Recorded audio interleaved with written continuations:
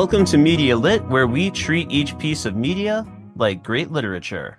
This is your host, Randy Elaine, joining you as always.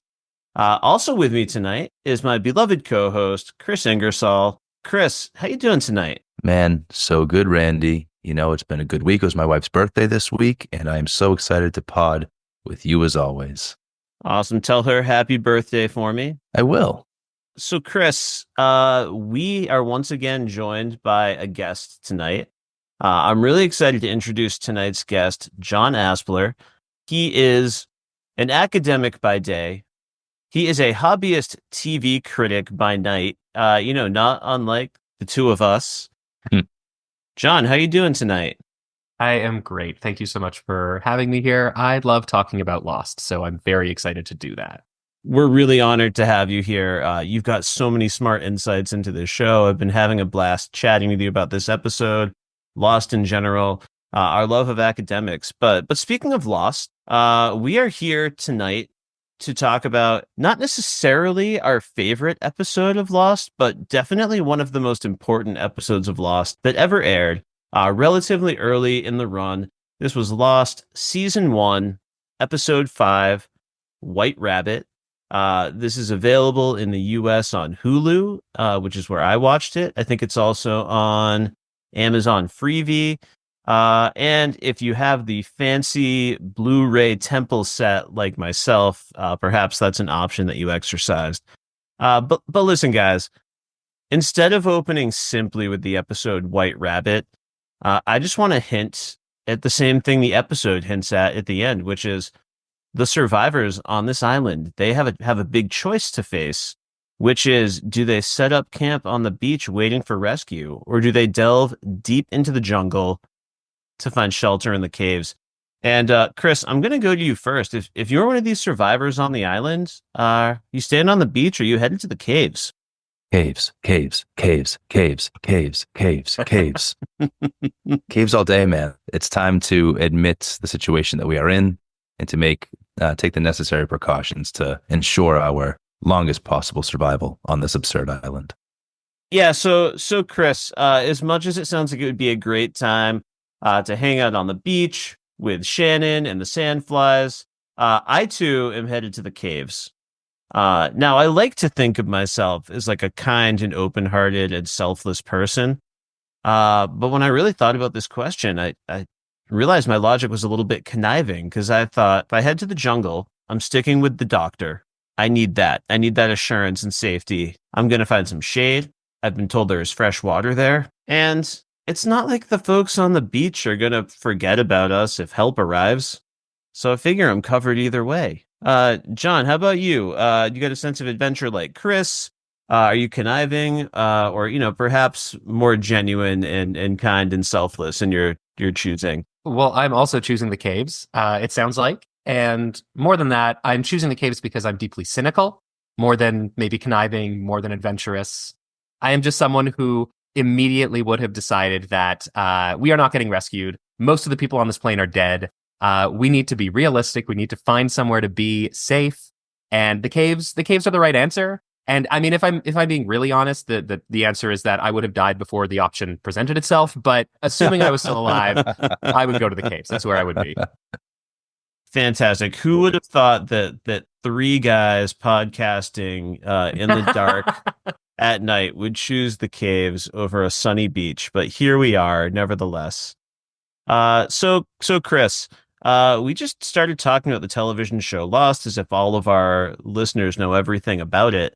Why are we speaking so openly about the world of Lost tonight? Can you give us a little insight into that? You know, Randy, I'm glad that you asked, because I think this is the first time this show has delved into anything that a certain audience might treat sensitively. And it's time for our first light spoiler warning.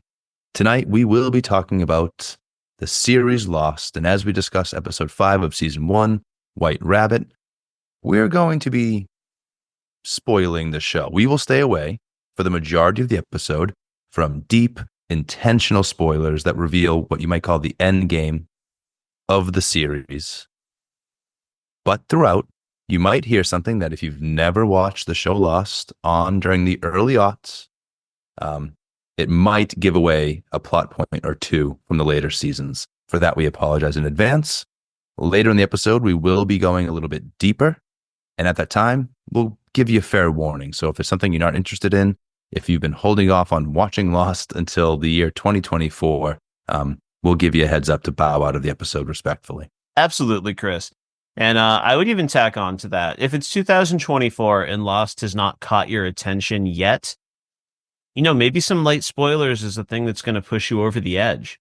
Spoilers are advertisements. That's how I like to think of it as well. Wow. It's also the 20th anniversary this year, so it's the perfect time. There's going to be a documentary coming out at the end of the year, looking back on the legacy of Lost. So, now's the time. Now's the time. Yes, that's right. Is that it's called Getting Lost? Is that correct? Getting Lost. Yeah. Yeah, I haven't followed it closely, but every once in a while I'll be on my social media outlets and I'll see yet another Lost star just kind of pop up that they stopped in for their interview. So I'm definitely pumped to check that out when it releases. They even got rugby shirt girl. No. They did. They That's did. a deep cut. Wow. So I'm pretty excited. It's going to be a good time, I am sure. Now, for folks who have heard the podcast before, we are here to talk about any piece of media, whether it's something that's considered a great piece of media, whether it's a personal oddity that means something to you. But before we even talk about an episode, we like to talk about what that content means to us, means to our guests. So at this time, John, Kris and I are going to see what we can do to dig into what Lost means to you and also share what it means to the two of us. Very excited about that. It is my favorite show of all time. So I will never stop talking about why it's so wonderful. Very excited about that. Well, then let's start with the deeply personal then. Is there like a specific important memory or a moment in your life that you have tied to the series? So I've been thinking about that. Is there a particular moment? And I think the answer is just that there are a series of periods of my life that are directly tied to Lost. Earlier on, Randy mentioned that I am an academic, and my love of Lost, which was the first TV show to ever help me understand that TV could be read as literature. My love of Lost led to a love of TV criticism. My love of TV criticism ultimately informed the kinds of research questions I was interested in asking. My PhD is technically in neuroscience, but it was really drawing on a series of interdisciplinary fields, ranging from like disability studies and bioethics, but all the way to specifically cultural media and TV studies. So, and then hopefully in turn, that sort of study can help me turn back around, rewatch Lost multiple times and get more out of it. And so that's sort of what Lost has always meant to me in general.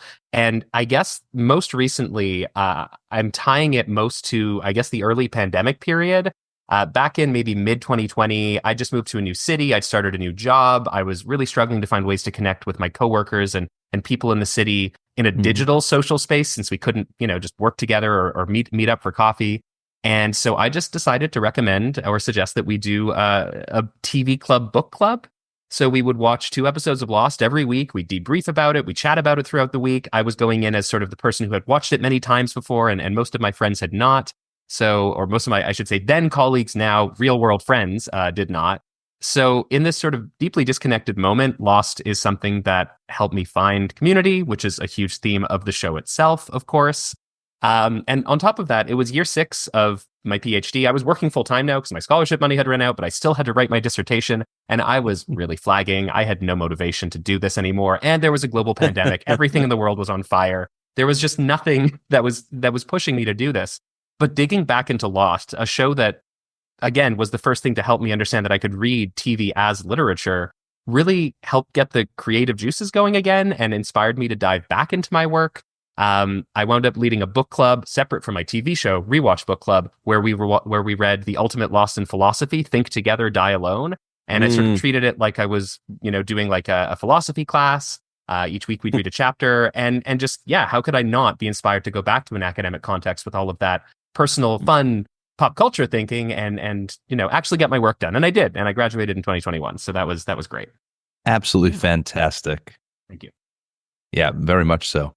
Just wonderful. I mean, I love the idea in general of how stories can bring us together in community, but this story is a good one for that. What about you, Randy? What's an important memory or time in your life that you've got tied to Lost? So many, Kris, and I know I'm looking ahead at my outline. I'm going to go deeper and deeper into this, but I'm going to start with some simple surface level memories. And the first one is going to be my introduction to Lost. Now I've got a few years on you guys, not much, but I'm an elder millennial. I think that the two of you are more solidly millennials than I am. Just by that small number of years. But the way TV was developing, when I went off to college, television was not a big part of my life. I think it was like I was growing up watching like TGIF with my family on Friday nights. There were like a few good television shows or whatever, like game show was popular, but it wasn't something I really scheduled my life around. I had video games, I had friends I wanted to hang out with, I had, dates I wanted to go on. I was not thinking about television. Went to college, had a great time. But then, my senior year, I was working as a resident assistant, and I was, having one of those days where I was doing my rounds, checking in on all my residents, trying to see if anybody needed anything. And there were these two freshman students who were super into Lost. And one of them like motions me into the dorm room. He's at his computer, and I'm like, "Yeah, what's up?" He's like, "Oh man, you've got to see this video that I took of my roommate. It's like something really big just happened on the show Lost. Are you a fan?" And I was like, no, I've heard of it or whatever. So he's like, "No, I set up my camera. I took a reaction video of him." So I'm watching this college student, sitting on like the bottom bunk of the dorm room bunk beds. He's got like a baseball cap on. He's leaning forward towards the TV. And this is what I'm seeing. I hear some voices that are kind of mumbled. Um, Now, I won't spoil exactly what happened at this very pivotal moment in season 2 of Lost, but I heard suddenly a gunshot. I heard a response. I heard a second gunshot, and I watched the face of this college student, like the jaw literally dropping. He like pulled his cap off, like threw it across the room. He stood up somehow on this bottom bunk and kind of like jumped off of it. And he just could not believe that what happened. It just happened. And I kind of clocked it in that moment. I was like, I've never seen television do this to someone before where they were that invested in it. And, it was probably another, I don't know, 6 months or so. I graduated. I was settling into my life as an adult. I was finding I was tired at night from working all day. And I think I first picked up some physical DVD copies of season 1 of Lost, and the rest is history. Kris, any early Lost memories for you? Yeah, I do know we're going to get a little bit deeper into this, so I'll keep it surface level for now, but it is really important to the story of my wife and I and our earliest days together. This show holds a very special place in my heart because I had not watched it yet. I had been exposed to it socially. I knew that it was a big moment in the zeitgeist, but I had never watched it. There were DVDs. There were hours to spend together, and Lost is what we did. Absolutely beautiful. I have similar memories of watching Lost with my future wife in a kind of creepy basement apartment that I used to have, but it was the perfect atmosphere for watching Lost. All right, let's dig a little bit deeper. So listen, John already mentioned the 20-year anniversary is coming up. We're going to get all this new content this year. 20 years later, we're still thinking about Lost. We're still talking about Lost. That's not common for television. There's only a select number of shows that stick around in our consciousness for this long. So, John, why do you think this show has held your intellectual curiosity for so long? Yeah, I mean, I think there are sort of two broad categories of reasons, and we'll dig into some of them a little bit more later. The first is just that I don't think that there's a TV show that I watch today that does not have Lost in its DNA. It sort of came at this pivotal moment in television history. It really informed how broadcast television could be both deeply serialized and extremely episodic at the same time. Its structure, its sort of non-linear narratives, introducing flashbacks and focusing on particular episodes and particular characters in particular episodes, the sort of character-centricness of the storytelling. All of this was just, I think, hugely influential on the rest of TV. And over the years, there have been many, many attempts to clone Lost, and a lot of them lean heavily into speculative fiction mystery box storytelling, and then miss what I think is really the most compelling part of it, which was the writing and the character dynamics, the way that the characters interacted, the meaningfulness, the meaning they had for each other. And a lot of other shows that have tried to copy it have really just focused down on the parts of it that actually make, I think, the Lost fandom and the people who've only heard about the Lost fandom the angriest, which is sort of the answers to the mysteries. So yeah, the storytelling element is for me sort of one of the biggest pieces. And then the other pieces is the TV as literature. It's the fact that I think the writing on Lost, for me at least, was the first time I'd really understood TV to be digging into themes in the way that film and certainly literature itself often does. And it was asking really big philosophical questions, as we were digging into what does it mean to believe, and what is faith, and what is sort of being rational and in the face of a variety of weird semi-supernatural events. And so it was really interested in these questions about just what it means to be a good person. And that's what really drew me in. And but then the storytelling structure, and as it's informed everything over the last 20 years, I think is the other big piece. Yeah, I mean, I think I can echo you as far as like the two-part answer, right? Because I think for me, it's in the character work, but specifically the nature of these characters. Everything on display is just so dang human. These people are flawed. There's not one person you can point to, except for maybe Penny, who's just pure. Everyone on that beach or in those caves or wherever they might be, they're anti-heroes at best, right? But everybody's just doing their best, like the rest of us, to get by, to get along. And all we have in this life, at the end of it, are our relationships. It will be the time that we spent together. And I think that truth that's on display in this show from season 1 until the very end is what will keep audiences continuing to come back and hungering for storytelling that's just like this. And then the other part of my answer is much more cynical. I think the divisive nature of it in TV history really keeps it like a tasty morsel to snack on once in a while. Sometimes it's in a top 10 list. I think I've been hearing advertisements for a podcast that will be talking about major like TV flops where they didn't manage to land the plane in their series finale. And I know the opinions on that for Lost differ quite a bit. And there's nothing we like to talk about more than the stuff that we disagree on as a people. So what about you, Randy? Yeah, I've been looking forward to this conversation for a while because I knew the three of us were gonna like really latch on to some similar themes. I maybe chose a different vocabulary word, but really I'm getting at the exact same thing both of you guys are talking about. I said it's the vulnerability of the characters, the fact that they have to kind of lay themselves open to one another emotionally and learn how to grapple with that and find a way to be comfortable with that is really important to me. But, like one reason this hit extra hard for me is, I was getting into my Lost fandom around season 4. I believe I caught up and watched season 5. And it was at some point during that season where, there's a big change in my life where my father received an ALS diagnosis that we started managing. So to then get into that 6th season, which gets so deep into like what we mean to one another, what does loss mean, what does a life mean, it really helped me linger on some of those lessons and think about them. And I'm always really happy I got to watch that last season with my father and chat about that, and he really appreciated it. And we'll get into how this is a show about bad dads. I had a pretty spectacular one. But, he was the kind of guy who would love to have this kind of conversation. So, yeah, it's that vulnerability. Yeah, I'm not surprised that we all have some sort of personal connection to the show, given this human element, right?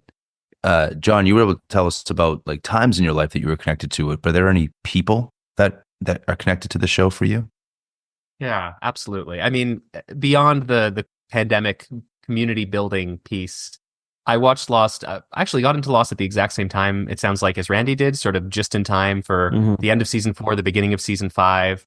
And I did wind up watching it with my dad as well. Also, no bad relationship there, no bad dad themes in my personal life, as much as that was the theme of the show.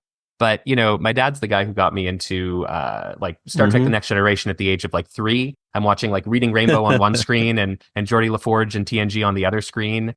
And so just all of these kinds of things really, my dad read me The Wizard of Oz as a kid, and The Lord of the Rings. And so Lost was actually a show that I found before he did, and then I brought him with me to watch it, and we watched, I think, all of the last season together.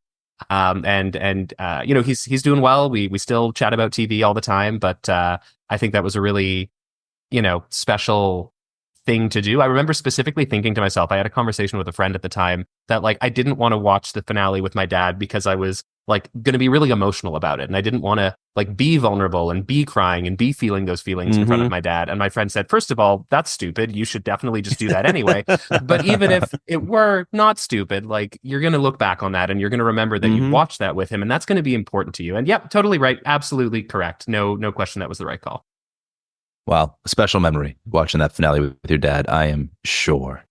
What about you, Randy? How much of the show did you end up watching with your dad after discovering it together in season 4? Yeah, I think probably somewhere in season 5, I kind of convinced my parents to get caught up.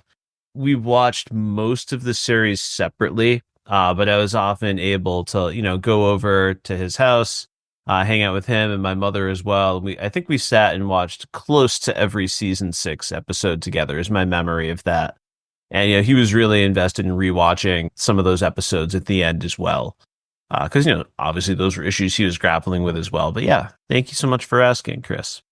We have just talked about how much we love this show. I am sure more and more of it is going to seep in. But one premise of this show is we want to talk about the things that we love, but we want to acknowledge that they are not perfect. Kris, I'm going to go to you first on this one. You love Lost, but does it have any flaws?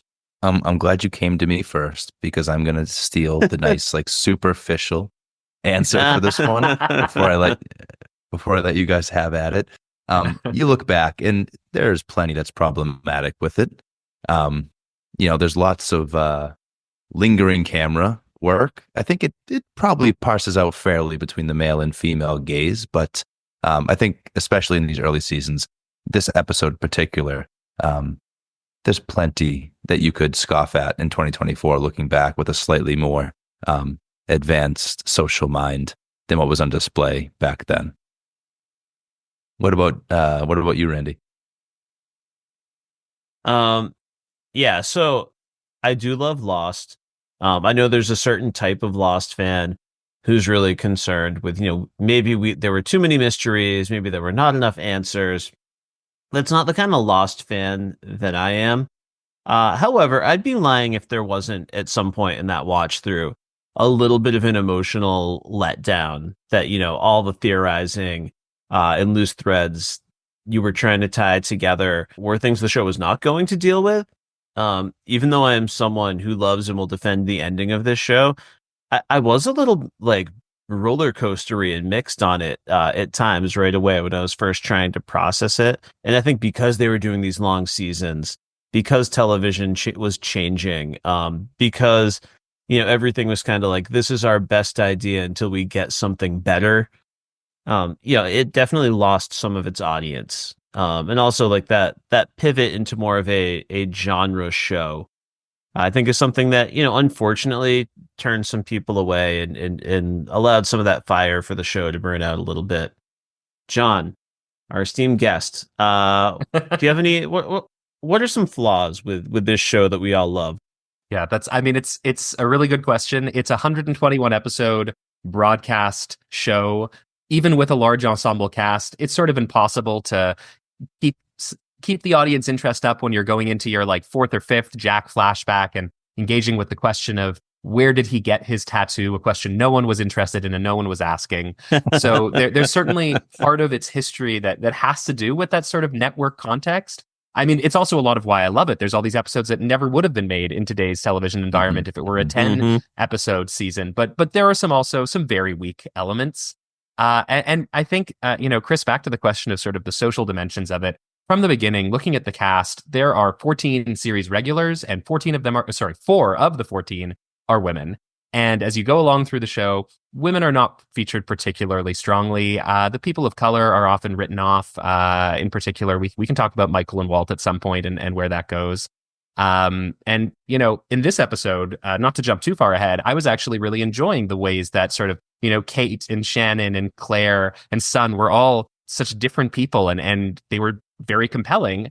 And not to spoil anything, but some of the directions of some of the character arcs are less than inspiring. Kate is still a bit of a mystery here, and what Kate did does not really hold up. We'll also talk about Jack and his character arc and some of the ways that at some point he becomes a little bit toxic. One of the ways he becomes toxic is kind of how controlling he is of some of the female characters. And while I think the show understands that that's a problem, it doesn't always seem to understand that that's a problem. Mm-hmm. So yeah, very much so. Looking back on this 20 years later, there are some issues with the way various character arcs happen and are kind of problematic. But I love it. It's still one of my favorite shows. It still does a phenomenal job with what it has. And it's great. Well, I guess what I can echo is that I think a lot of people did get hung up on the mysteries and the answers to the mysteries. But I think I mentioned it earlier in the episode that I didn't watch it live. I missed it when it was on broadcast television. I binge watched. This was my first ever binge watch. I didn't know what a binge watch was until I took in all these DVDs with my wife. Mm-hmm. It holds up real well in a binge watch. You don't have time to get caught up on all of those questions that they don't seem interested in answering, right? When you're just piling through season after season, what to focus on, what they are ultimately going to focus on and really answer, I think is more apparent. And you're able to let some of those other things like polar bears just sort of fall away as part of the mystery. And you don't get maybe hung up on what your favorite question was and then be dissatisfied when it's not answered properly. I mean, for me, that's delightful to hear. I'm very glad, having only ever experienced it both in rewatches and in the original viewing as sort of a weekly thing. I haven't really had the opportunity to binge Lost, and so I can dig into and still sort of agonize over a variety of clearly changes in directions, not just sort of like unsatisfying mysteries. And some of those things linger. So maybe I'll have to do a binge watch next and just let that wash over me in a different way. I'm very glad to hear that was your experience. Well, now that we are talking a little bit about how they told the story, I'm really curious to hear more from you, John, about what you mentioned earlier in terms of the storytelling structure, the impact that had on television today. Where do you think you see some of this lostness in TV? Yeah. So, I mean, I mentioned a little bit the sort of character-centric storytelling. That's not always something the TV shows do, but I do love when a show sort of takes some time to take an entire episode to focus more on one particular person and their psychology and their challenges. And I think that's certainly a big part of the legacy of Lost. But I think there's been this sort of constant dialogue in the last couple of years around the episodic versus serialized nature of, in particular, streaming shows. We talk about like 10 episode seasons with a soggy middle, and it's just, maybe it's a movie, it's a 10-hour movie, maybe the episodes aren't really episodes anymore. And what makes TV TV? Is it the episodic nature? Is it the long form like media storytelling that makes it TV? And I think a lot of that really informs or Lost really balanced that well at the time, and a lot of shows today could really learn from Lost. And one of the things, I guess the last thing I'll say is the nonlinear storytelling. That's for me the other biggest piece. It's one of my favorite things about Lost. Like, I find, throw me into a mediocre nonlinear story, and I'm probably going to like it a lot more than a pretty good linear narrative. I love jumping around in time. I love putting like right next to each other, like the traumatic moments or the like psychological motivations from someone's past and like why they're being kind of weird in the present. It would not make sense to the people standing in front of them, maybe. And that's part of why the characters are coming into conflict. But as we as the audience get to understand, whether it's the character's own self-narratives, whether it's sort of the show trying to piece together a series of collected moments from a character's life, and we can really see those things come into conversation. To me, that's one of the most exciting parts of Lost, is just being able to jump across time. There's a show that just ended a couple of years ago, This Is Us. It's nothing like Lost. It is not a supernatural show, but to me, it's one of the most successful shows that I think really does take a lot from Lost, because it tells all of these stories that are deeply human, character-driven stories about relationships, and it is jumping across 5, 6, 7 time periods at times, going from the 1950s into the 2030s, and it's just, it's not what you would expect to say coming out of the legacy of Lost. But for me, it's one of the most successful non-linear stories that looks a lot like Lost ultimately. Oh, really great pull. I hadn't thought of making that connection to This Is Us, but to hear you say it's quite obvious. That's a really great pull. What about you, Randy? Yeah, I think John covered the bulk of how the DNA of Lost is all over television today. But one thing you said, John, really got me thinking about these one-off character episodes so many shows will do. Our very last episode, I was talking about the show Mythic Quest and how much I love a particular episode that digs into the history of a character and allows us to reconfigure our perception of that character. I do remember, though, being quite taken with the show Heroes back when that was on. So I had missed this, but I was watching that sort of starting just after. And I think I remember back then being aware of the comparisons to the ensemble cast and the mysteries at work. And I remember back then, because I wasn't watching Lost, I was very certain that Heroes was doing whatever they were talking about better. I no longer feel that way in hindsight. Season 1 is very good. It really is very good. It's a really good one season, isn't it? Yes. Yeah, Yes. and only one season ever aired. Exactly. Yes. All right, I think we'll start with Randy for this one. We see throughout the series, we'll see a number of book covers. We'll have references. How do you feel about some of these not so subtle nods to literature? I mean, it's an essential part of why I fell in love with the show. I really loved all of the theorizing, all of the fan theorizing, trying to dig into these small details. They dropped these little hints, like a fictional band named Geronimo Jackson. And I would dig into that. And I think at one point I had a whole multiversal theory of Lost based on this fictional band that did not seem to exist in our world.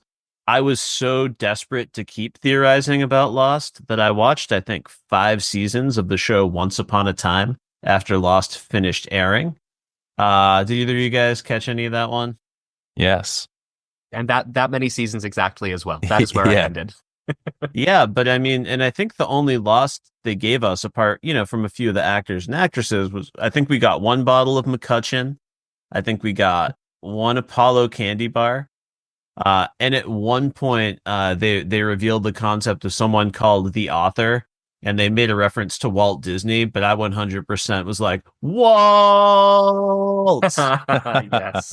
Because, yeah, this character existed in a place that didn't not look like the island, and a hub of mystery and magic.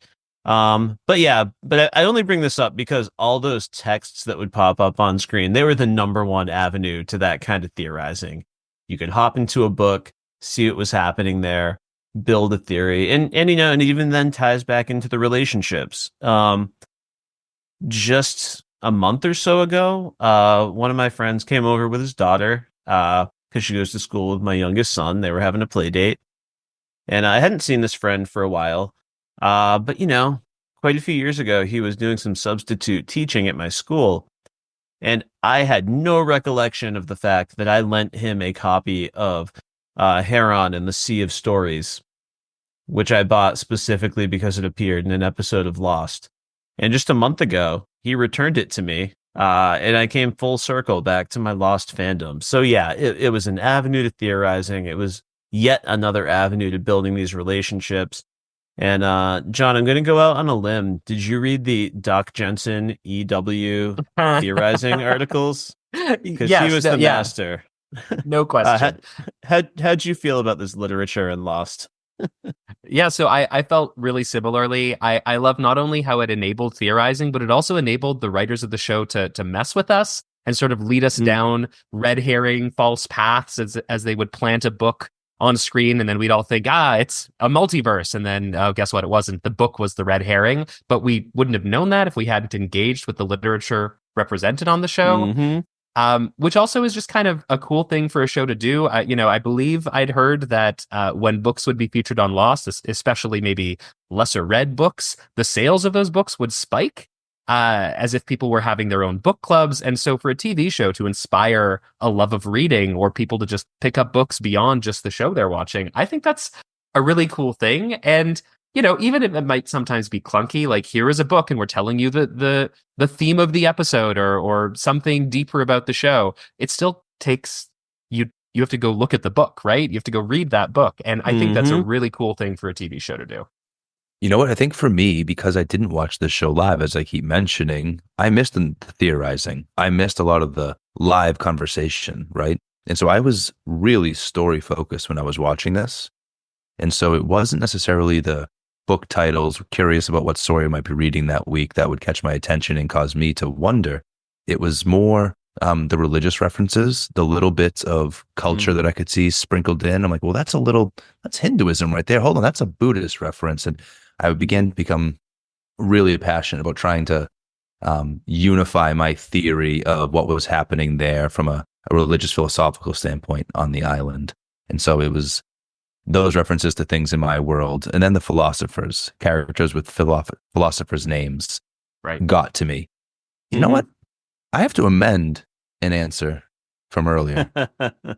It does bother me. It does bother me that those name references are mostly empty and not really indicative of anything to do with the character. Bothersome. I completely agree. And one thing I'll say is that sometimes I feel like it worked for a little while. Like, although technically the episode Tabula Rasa is a Kate episode, which is sort of a philosopher John Locke thing. Locke is this kind of like, we have a clean slate, we're on the island. And then, things change and Locke changes and maybe the name is a little less relevant. And and then at some point you just have characters who are given names because like Faraday's a scientist and it doesn't really matter what kind of science he does. So I completely hear you. Most of them eventually wind up being empty. No question. Right. Well, guys, I've had a really great time getting to know you better over Lost. But believe it or not, we had some homework. We had this one particular episode of Lost, episode 1.5, White Rabbit. Now, if you're a listener out there and you're still with us, there are a few reasons you might still be here. It could just be because you're someone in our life who unconditionally loves us. Hi, Mom. It could be that you are a Lost fan and you like us want to get back into this conversation, or perhaps we've piqued your interest. Maybe you finally want to give this Lost show a try. Now, if you're really committed, I'd recommend just jumping in and watching the pilot and episodes 2, 3, and 4, as well as episode 5 to catch up with us. But if you're still not quite sure, I just want to set the stage for today's conversation and a really pivotal moment, a really huge turning point in the show's history. So here is my recap of episode 1.5, White Rabbit. Here we go. Jack Shephard, already weighed down by the mantle of leadership, finds himself called to yet another crisis. A fellow survivor is being rapidly swept out to sea. Jack bursts into action but loses sight of his mark and ultimately rescues a young man named Boone instead. He realizes that he can't save both individuals and chooses to abandon his rescue efforts.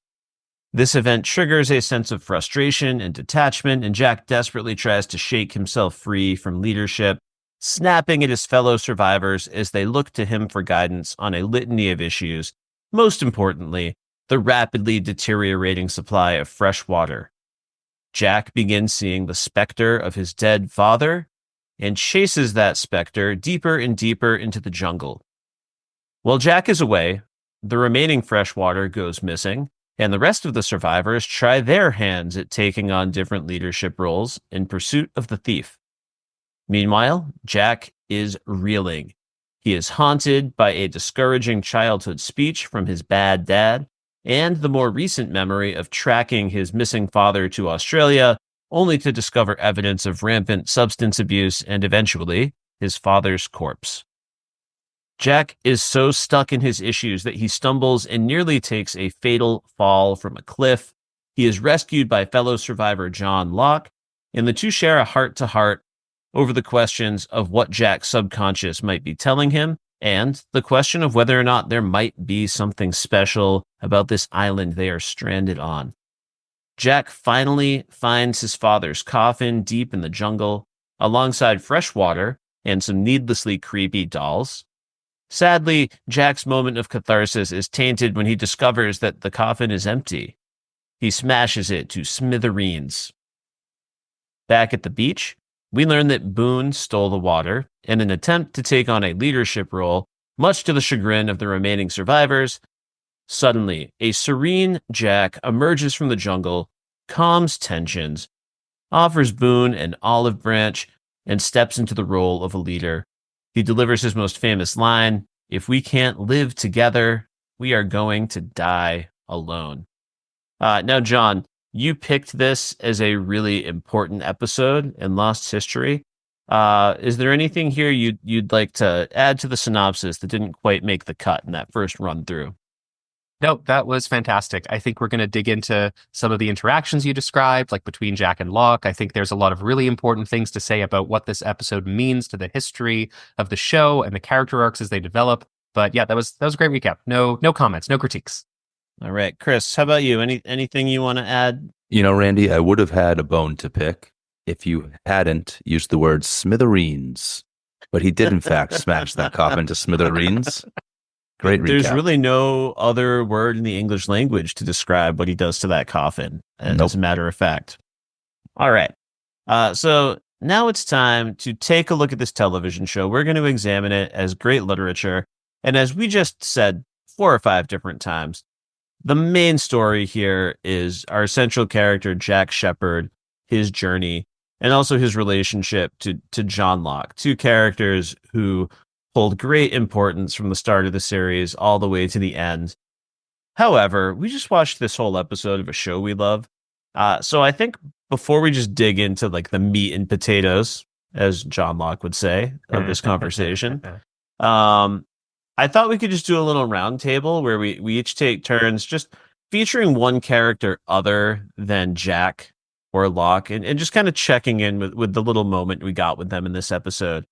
So, John, I'm going to give you a chance to pick a character first. Are there any other of our Losties that you just want to check in with quickly before we get into the rest of the episode?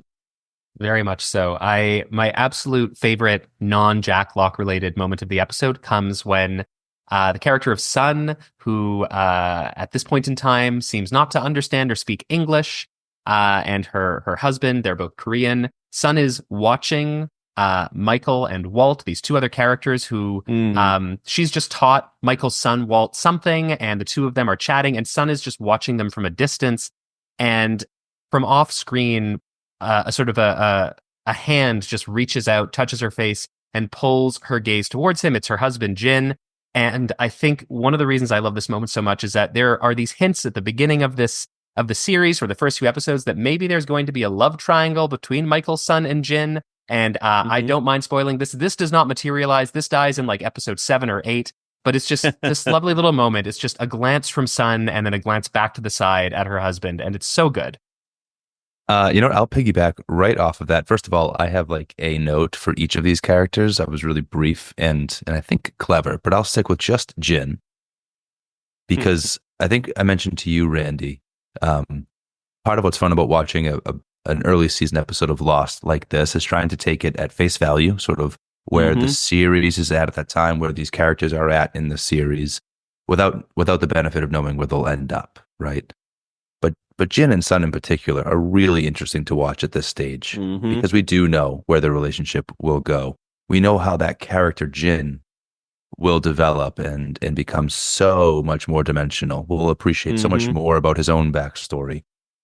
My note for Jin just says Jin sucks in this episode. Absolutely. Because he does. At this point in the series, we're 5 episodes in, he's just a stereotypical, controlling, chauvinistic husband. He's a nightmare of a man to watch with his wife. I don't know. In fact, I do know. Her sweater was buttoned to the top collar. So I know that moment has already happened in a previous episode. Jin sucks so much here, but he will become maybe my favorite male character. He really gets to you right in the heart eventually. Yeah, Kris, I'm so happy to learn that you love gin as much as gin loves camping. That's so great to hear. Yes, but yeah. My son moment is she asks, "When will someone tell us what to do?" And I just love the fact that Jack's asking that same question. Kris, who do you want to check in with next? You know what? Short and sweet. Charlie, can he swim? He can't swim. In this episode, we get the heartbreaking note from Charlie, which we know later in the series will become so poignant. He calls for Jack's help. He needs Jack to come and save this person at the beginning of the episode because I can't swim. I don't swim, he says. And I'm not certain if it was cowardice in that moment or not, because he can swim at least a little. At least a little. And we know how important that will become. So that really jumped out at me on this rewatch. Like, hey, he said the thing. Mm-hmm.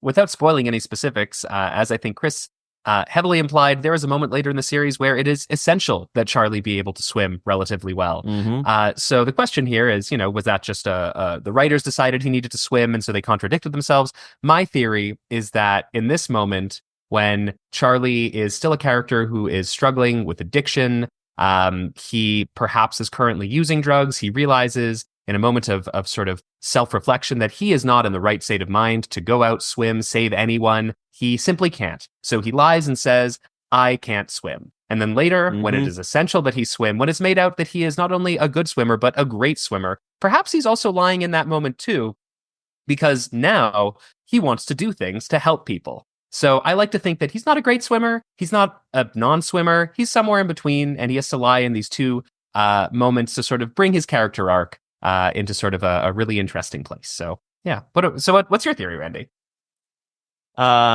It turns out my theory is identical to yours, with the only difference being I took him at face value the second time that his pain, his lack of confidence was so deep that he was actually hiding the fact that he was a champion swimmer. But I think I like your version even more, where they're both lies on different extremes. Well, especially I like that theory that he's struggling that moment with shame related to the addiction, because actually nobody's asking him if he can swim. Like, Jack's already ripping by him.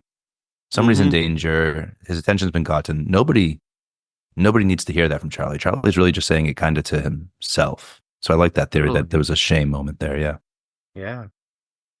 Absolutely. Any other Charlie thoughts before we move on to my next character pick? I just really liked his moments with Claire. Like there's a sweetness to their connection as these characters go, through various ups and downs and how much we like them or don't like them. I think this is a good episode for Charlie, even if not much happens for him.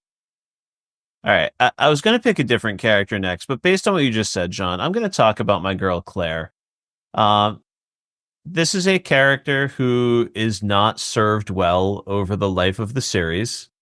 And it'd been a little while since I watched season 1.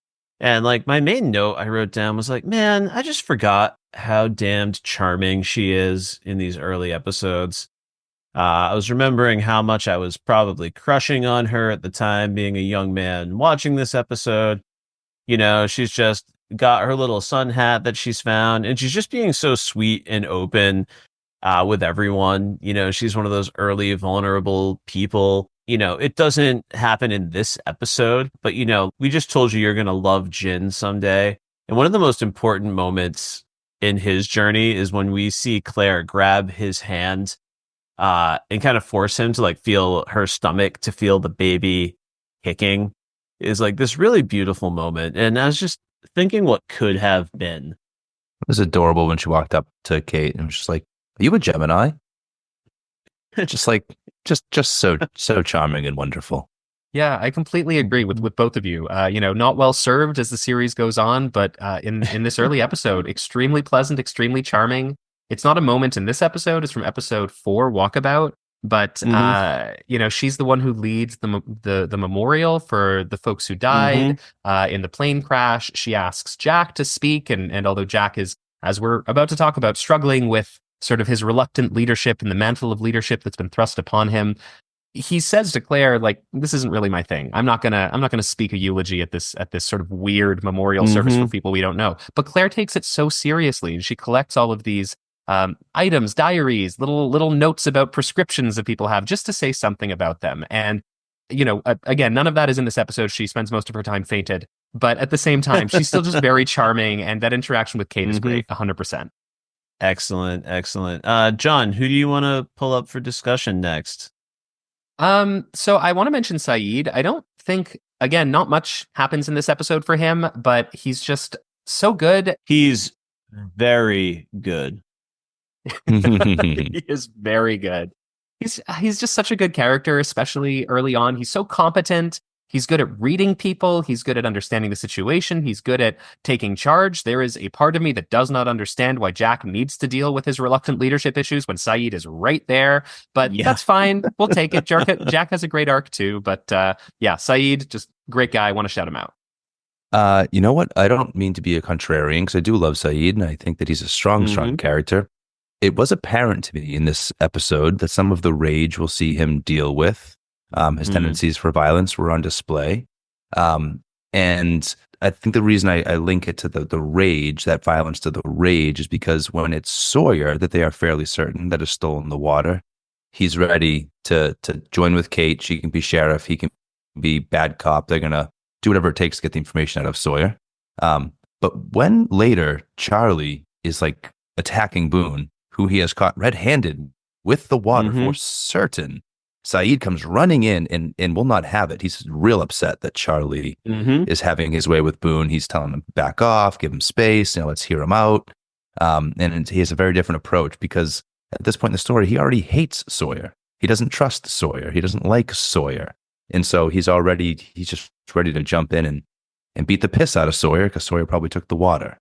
And so I think an early bit of the flawed Saeed that we will see later in the series is on display here. As he says, if you wait, a rat will always lead you to its hole.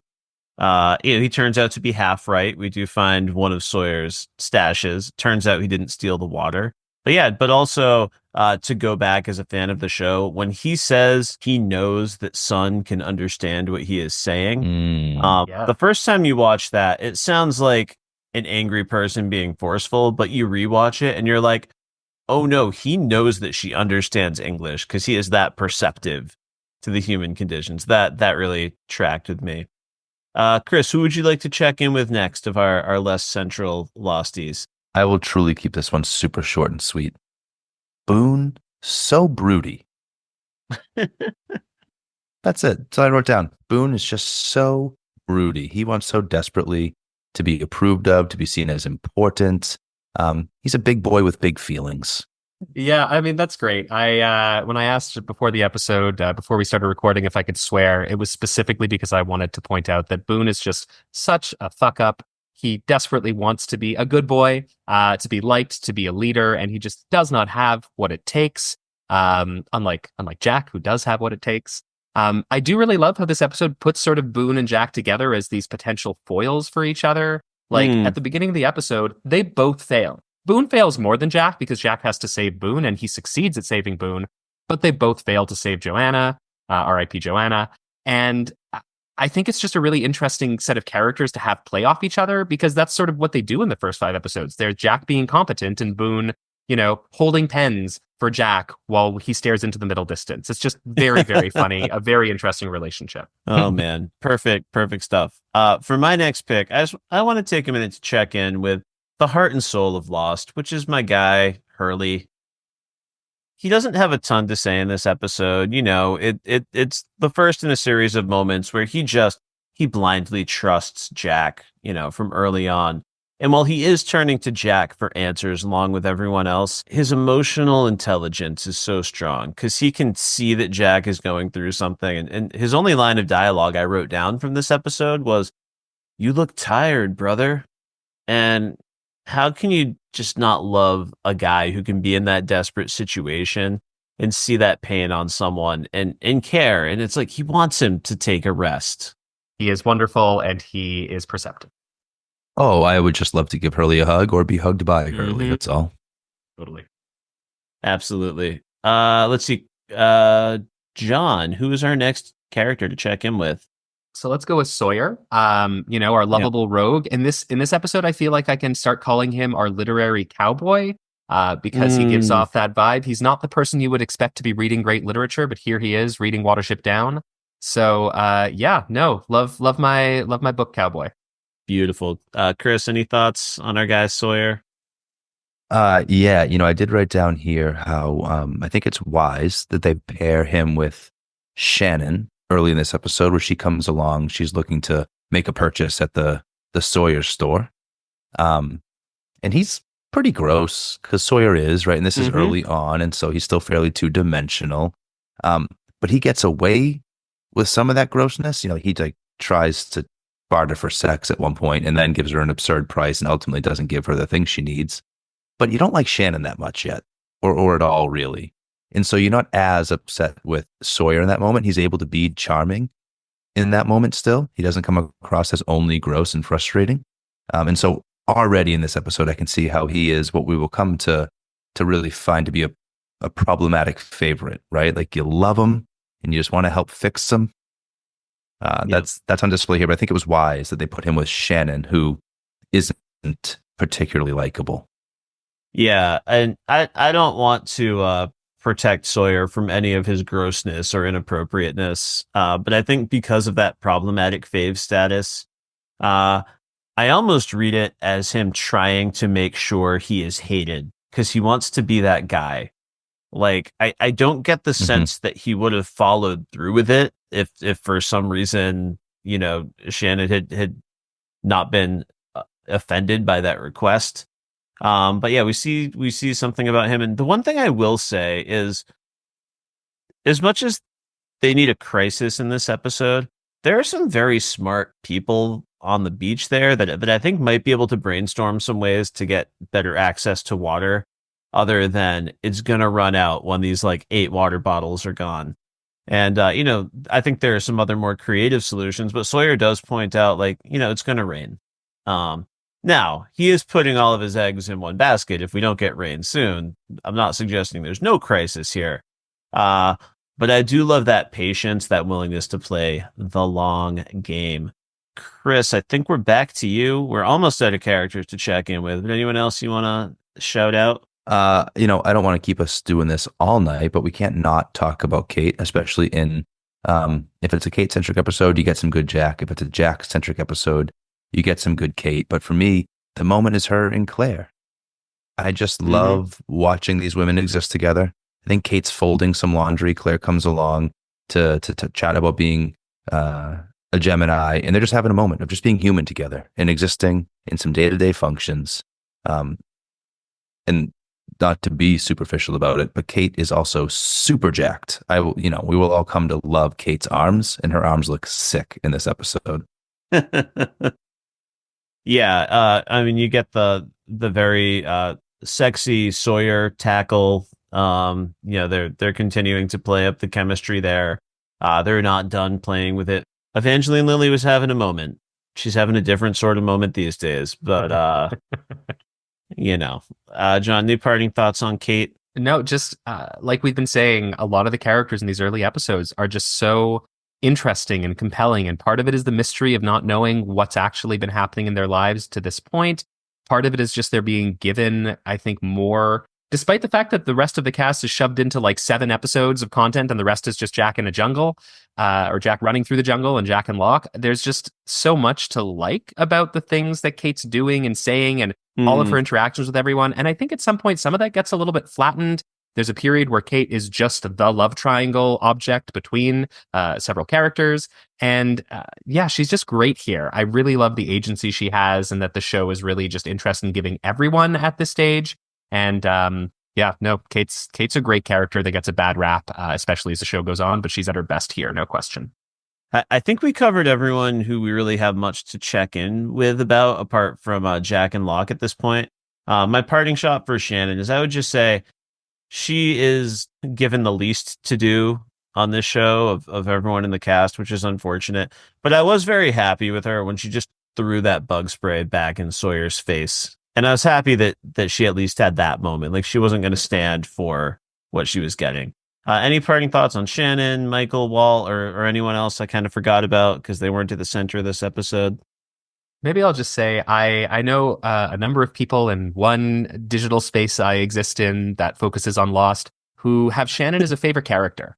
So that's not something I ever would have felt. That's not something I ever would have sort of in the moment while watching or in retrospect felt. But in engaging with people who love different parts of the show and love different characters, it's really just been enjoyable to understand some of these lesser well-served characters through the eyes of people who love them. So yeah, she's funny, kind of a jerk, but still some people love her. So yeah. For sure. And she was being treated as a joke kind of by the writers. So I think a modern day audience member trying to reclaim Shannon as someone who deserved a lot more agency and attention. Totally. I think I can definitely see and feel that. That feels a bit like justice for Barb is what that feels like. Yes. Well, no matter how you feel about this episode of TV, it's wildly important to the overall direction of the series. You might even call it a cornerstone. John, do you have any thoughts on why this episode is so important? Yes, very much so. And it has everything to do with Jack and Locke. I think that this episode is the episode that sets both of these characters on their journeys, their respective journeys throughout the series. We have a wonderful conversation in the middle between the two of them where we have Jack sort of desperately trying to find any explanation for Ghost Dad other than Ghost Dad. He's hallucinating. He's tired. He's dealing with post-traumatic stress disorder from the crash. And Locke is just there to cut through the bullshit and say, maybe this island is special and this is happening. And that is just the core of their relationship and all of the conflicts that will come between them as the series is going to go on. It leads them down different paths, but at the same time, it just brings them together in this particular moment. One of my favorite moments between them in the entire series. So for me, this is the show that sets up some of our main characters and where they're going to go. Yeah. What about you, Randy? Yeah. Everything you said and just this introduction to Jack as a complex character is so important to understanding the show moving forward. Jack ultimately has an arc that is meaningful to me. It's important to me. But there are a lot of good and valid and understandable critiques of Jack and problems people have with Jack. You know, we talked earlier, why is Jack the go-to leader when Sayid is there?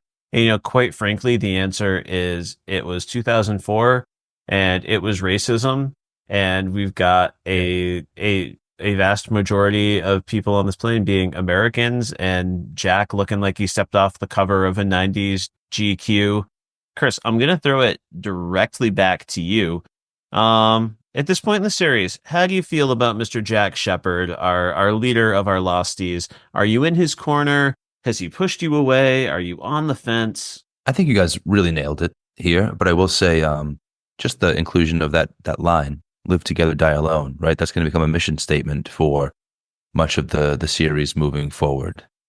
This is a question that I really wanted to treat as much as I could at face value. It's episode 5 of season 1. I have not watched the rest of the series yet. I don't know where he will go. I don't know how problematic he will become because, spoiler alert, Jack is not my favorite character overall. Some of his toxicity later will really push me away. At 100%. At this time, though, I'm interested. He is showing vulnerability that I'm not used to seeing in the television hero. He's clearly flawed. He's got some Jon Snow energy. He does, I don't want it.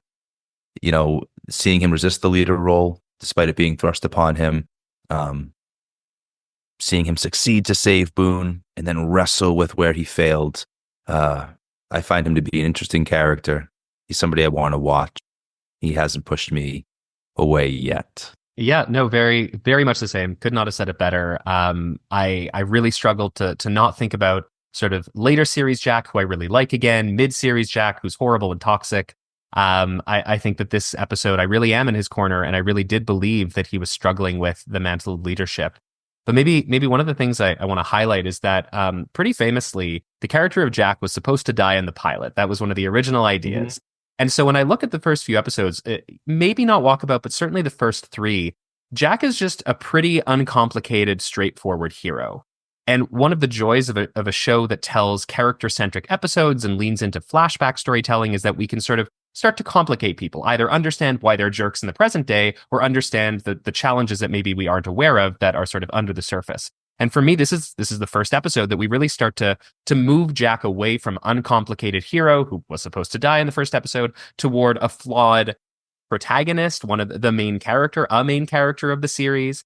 And yeah, agreed. While there are absolutely moments throughout the rest of the series that I do not like, and Jack is unpleasant, this episode is great. It really made me care a lot more about this guy who until then had been kind of a bland hero, but good, uncomplicated, nice. Now he's flawed and interesting.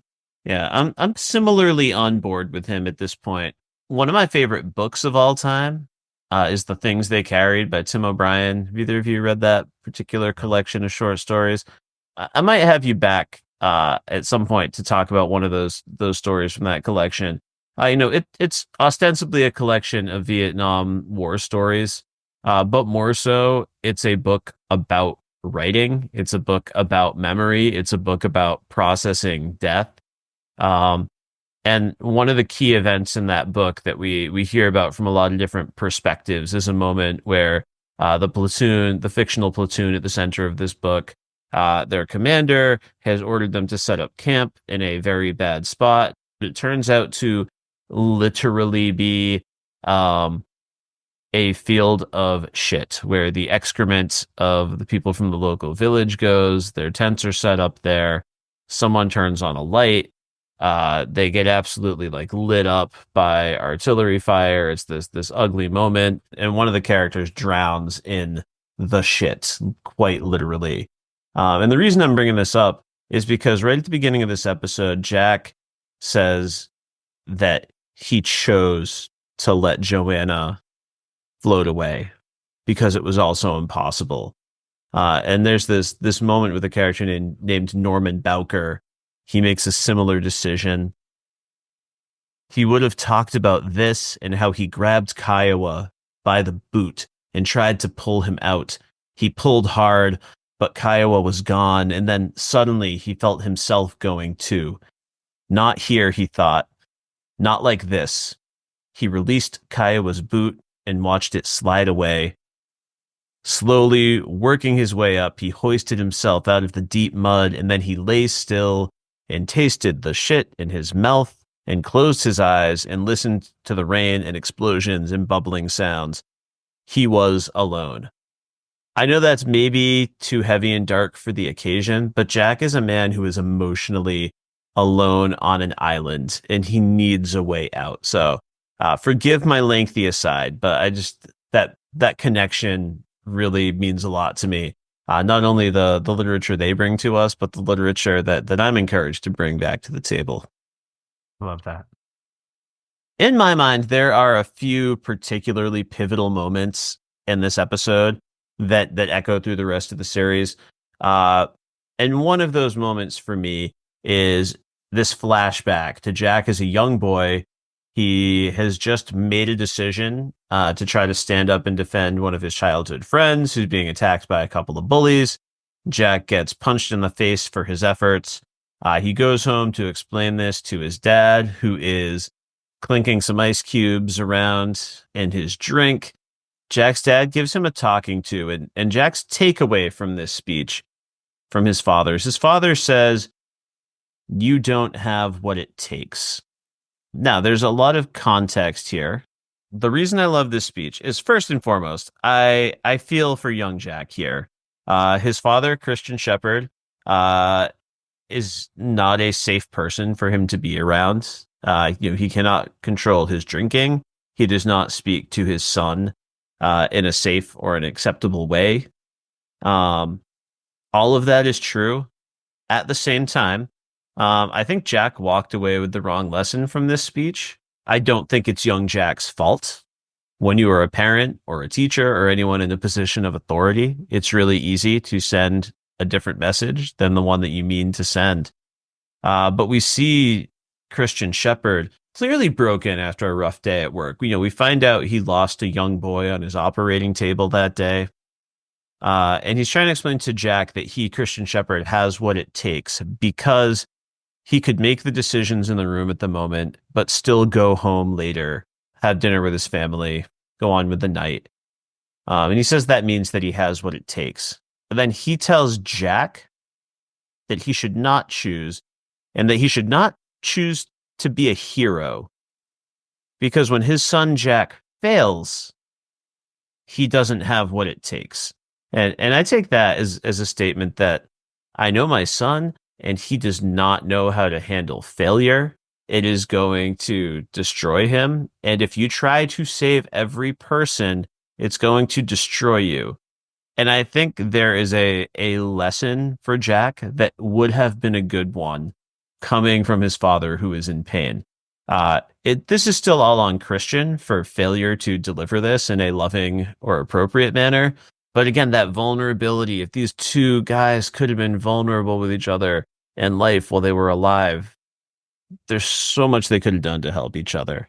So, I mean, I couldn't agree more. Jack has misunderstood this. Later in the episode, he says he doesn't have what it takes to do things rather than to deal with failure. That's a whole other theme that Jack is going to deal with throughout his arc, but not in this episode specifically, other than he fails Joanna. But he seems like he handles that ultimately not terribly. He chooses to let Joanna die rather than be incapable of letting go. Like he does these things and he's doing okay other than his sort of ghost dad issues. But for me, the thing about this scene is that there's this thing that people often say that the television shows or literature in general teaches you to watch it, to read it, to understand it as it goes on. And I really wish that, I think this episode does a really good job of teaching you to watch Lost, because I think people have a tendency to watch a scene like the one between Christian and Jack, where Christian says, you don't have what it takes, and Jack takes that to heart, and not actually think about the fact that Christian might not be speaking the truth, that the words we're hearing on the screen, the dialogue, are not necessarily accurate or correct.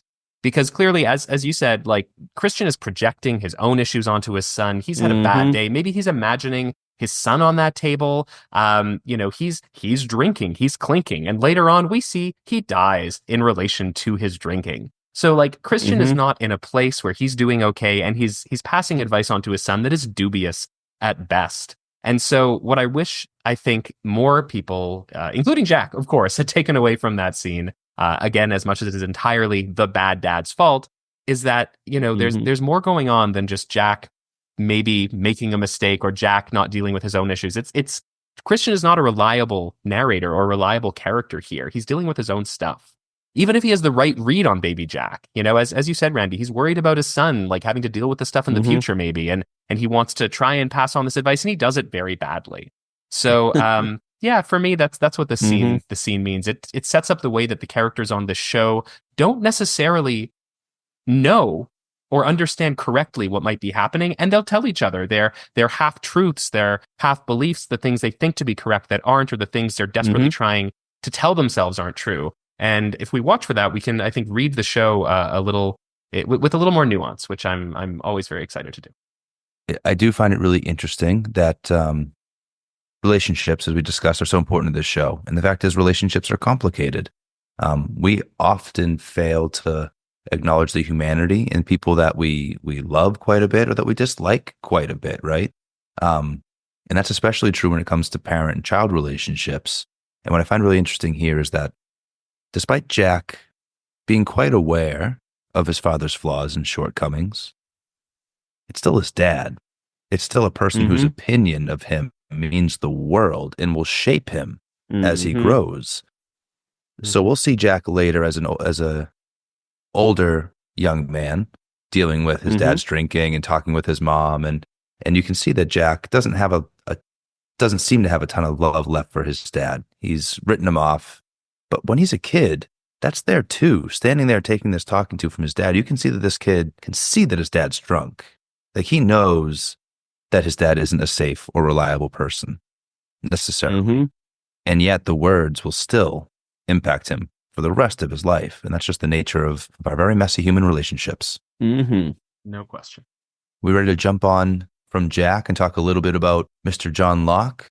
I think, John, we can start with you since we're talking about Locke. How do you feel about him in this episode? Are you in his corner? Has he pushed you away yet? No, not at all. Just like Jack, this is an early episode, and I think there's a lot more overall over the course of the series that I like about Locke as a very compelling character. Maybe he's not always a man that I like, but I always find him interesting and compelling. But early on, one of the things that really strikes me about, especially his scene with Jack, is I guess his serenity. There's something about him in these early episodes where he's just got that smile on. He's living his best life. We know now, of course, we've just watched Walkabout. We understand his mystical connection to the island. It has helped him walk again. And he knows something special is happening, knows it in a deep way that other characters are struggling with. Like Jack. Jack does not want to know this, even as maybe he's starting to feel that it might be true, and he sort of goes towards it and backs away from it. Locke is there. But Locke is not necessarily a fanatic here. Locke is a guy who is meeting people where they are. He is dispensing wisdom. And again, it's with this calmness and this serenity that grants him a lot of trust from me as a viewer. And I think that ultimately has Jack interacting with Locke and engaging with these questions in a pretty sort of gracious way as well, which is not necessarily where their relationship ultimately goes. So yeah, I am totally in meat and potatoes, but also magic is real at the same time. Locke in this episode. Love it. Yeah, totally. What about you, Randy? Yeah, I fully agree with John. I think my big takeaway is on my most recent watch through of season 1 of Lost. I watched Lost right here, and it's the moment where I just think of what could have been. I said something similar about Claire earlier, but this isn't from a writer's room perspective. This is our fictional characters on this island. John is so happy that he is getting his walkabout. He is so happy to have a chance to reinvent himself. And early on, he's doing it quite graciously. He's trying to be a really positive mentor to Walt. He's trying to be a positive mentor to Jack here.